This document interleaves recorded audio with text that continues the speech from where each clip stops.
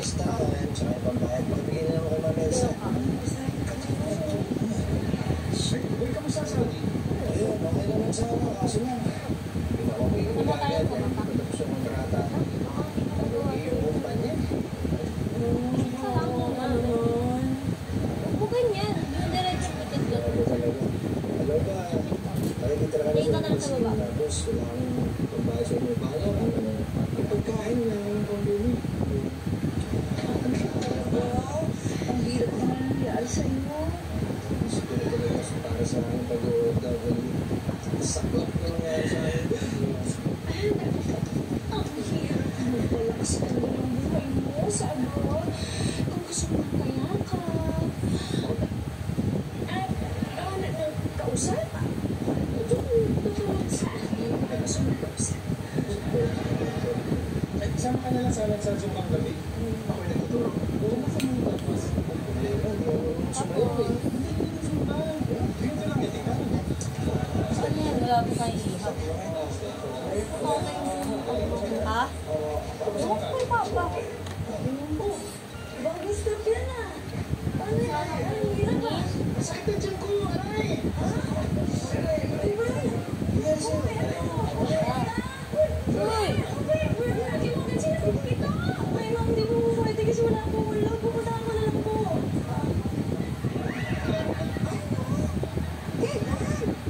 Uy, sige, akong bahala mo sabi kay Benta. Sabihin mo sa akin. Hindi, kausap ko lang kay Pitoy. Sabi ng doktor, kailangan operahan si Robert. Ano na siya? Kaya nga kailangan operahan?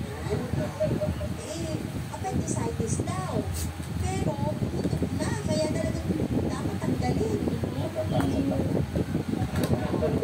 Tingin ka here. Magbayad ka lang ng utang mo para magbayad ka sa utang.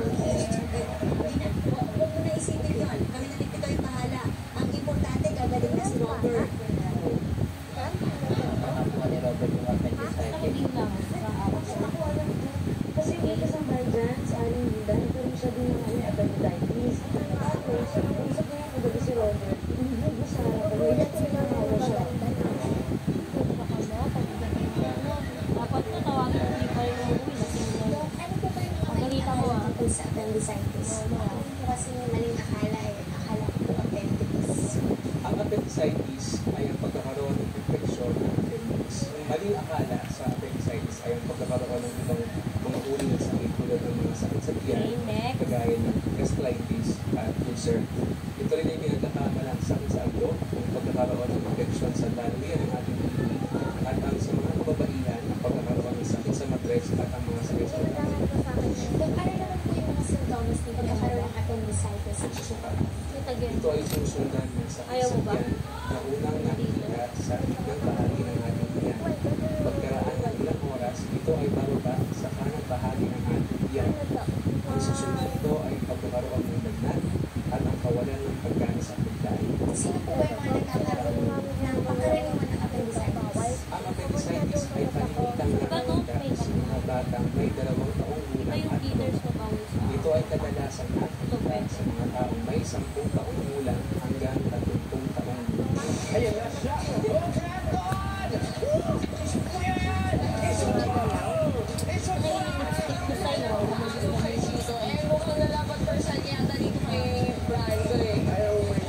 Pero alam mo ba, kanina pa ako tinili dito, mapapaos na ako. Wala lang sa XGX ah. Ay, ba't mo nga naglalaro ko?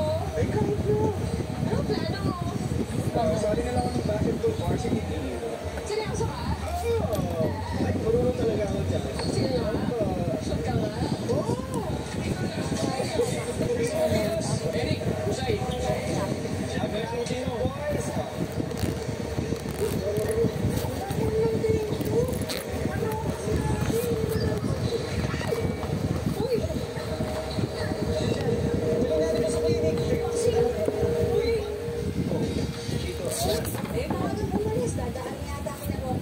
Aksidente lang.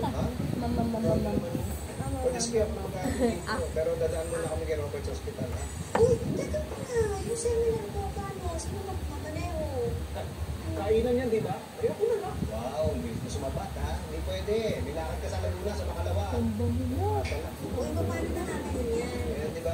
Parang sa salamin. Baka pwedeng may umextra sa atin Ayusin kahit mo isang muna yung araw. hair mo, wait lang. Okay? Oh, hindi ka na. Tara.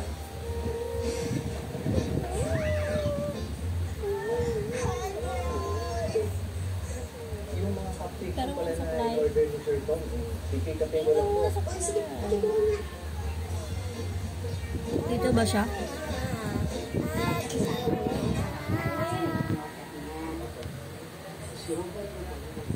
Ay, okay na. Okay na siya. Baka naman may makilala ko. Bye-bye. Actually, bila ka na. Kita ba sa may Kilala ko naman siya.